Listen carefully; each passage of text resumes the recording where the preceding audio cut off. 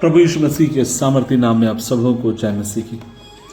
क्या आप इस बात को जानते हैं कि जिस परमेश्वर की हम इबादत करते हैं, जिस परमेश्वर की हम आराधना करते हैं, वो हमारे साथ अपने संबंध को रखना चाहता है। वो चाहता है कि हम उसे हर काम में शामिल करें, पर अमूमन हम सब भूल जाते हैं। हम कब उसे याद करते हैं? जब हम दुख में होते हैं, जब तकलीफ में होते हैं, पीड़ाओं में होते हैं। लेकिन परमेश्वर चाहता है कि एक विश्वासी होने के नाते हम हर चीज़ में उसे सम्मिलित करें। जब आप सुबह घर से बाहर जाते हैं, आप क्या कह सकते हैं? प्रभु आप मेरे साथ आइए। क्या आप कुछ कठिन काम करने जाते हैं तो क्या आप कह सकते हैं प्रभु मुझे आपकी आवश्यकता है? बच्चों, मैं आपसे कहना चाहता हूँ, जब आप पढ़ाई करते हैं क्या आप परमेश्वर से कह सकते हैं प्रभु जी मुझे आपकी आवश्यकता है? क्या जब आप एग्ज़ाम लिखने जाते हैं तब आप कह सकते हैं परमेश्वर मुझे आपके साथ की आवश्यकता है? अद्भुत मसीही लेखक C.S. लुइस लिखते हैं, ईश्वर हमारी खुशियों में हमसे फुसफुसाते हैं, हमारी अंतरात्मा में बात करते हैं, लेकिन हमारे दुखों में वो चिल्लाता है। मैं आपसे कहना चाहता हूँ, जब हम खुश हैं वो हमसे फुसफुसा कर बात करेगा, वो हमारे कान में बात करेगा। लेकिन जब हम दुखी हैं वो हमारे लिए जोर से चिल्लाने वाला परमेश्वर है। मैं आपसे कहना चाहता हूँ, जब हम अपने दुखों में परमेश्वर को पुकारते हैं तो हमें याद रखना चाहिए कि परमेश्वर से हमें एक घनिष्ठ संबंध बनाना चाहिए। वो चाहता है कि हमारे साथ उसका एक घनिष्ठ संबंध हो। पौलुस फिलिपियों की पत्री अध्याय 4 उसकी 6-7 आयत में लिखते हैं कि किसी बात की चिंता मत करो, बल्कि हर बात के लिए प्रार्थना करो।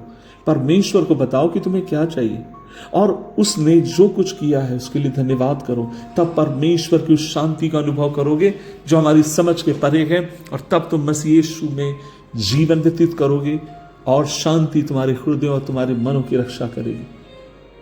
मैं आपसे कहना चाहता हूँ, इस सुबह के समय अपनी लड़ाई आप अकेले मत लड़िए, अपने जीवन के संघर्षों को अकेले झेलिए मत।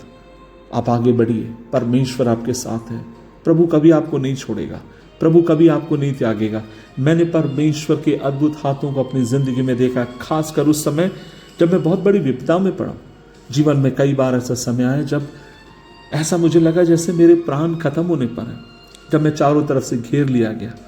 लोग मुझे मार डालना चाहते थे यीशु मसीह के नाम के निमित्त। लगभग जीवन में 3 बार ऐसा समय आया कि जहां मैंने प्रभु से प्रार्थना की, प्रभु मेरी आत्मा को मैं तेरे हाथ में सौंपता हूं। और तब मैंने देखा परमेश्वर ने अपने अगम्य हाथ को बढ़ाकर मेरी रक्षा करी। आज इस सुबह के समय मेरे भाई मेरी बहन, मैं आप सबसे यही कहना चाहता हूँ, चाहे आपके बच्चों की जिंदगी हो, भविष्य हो, वैवाहिक जीवन हो, पढ़ाई लिखाई, हर बात में क्या आज सुबह के समय आप ये कह सकते हैं प्रभु जी आप आइए ना, मेरे साथ चलिए ना, मुझे अपने साथ चलाइए ना, मैं आगे की तरफ बढ़ना चाहता हूँ। और मेरी प्रार्थना, जब आप ऐसा करेंगे परमेश्वर आपके संग होगा और उसके हाथ को अपनी जिंदगी में आप देखने पाएंगे। आइए मिलकर प्रभु से प्रार्थना करें। प्रभु जी हम धन्यवाद देते हैं और खासकर हम प्रार्थना करते हैं कि आप हमारी सहायता करें। हम आपकी वाणी सुनना चाहते हैं और यह याद रखने में आप हमारी सहायता करें कि जीवन में चाहे सुख हो, चाहे दुख हो, चाहे कंगाली हो, बदहाली हो, हर परिस्थिति में आप हमारे साथ हैं। प्रभु जी हम प्रार्थना करते हैं आपकी अद्भुत शांति जो हमारे समझ के परे हमारे दिलों पर राज करे, ताकि खुदावन हम आपकी महिमा करें और आपको प्रसन्न करने वाले हों।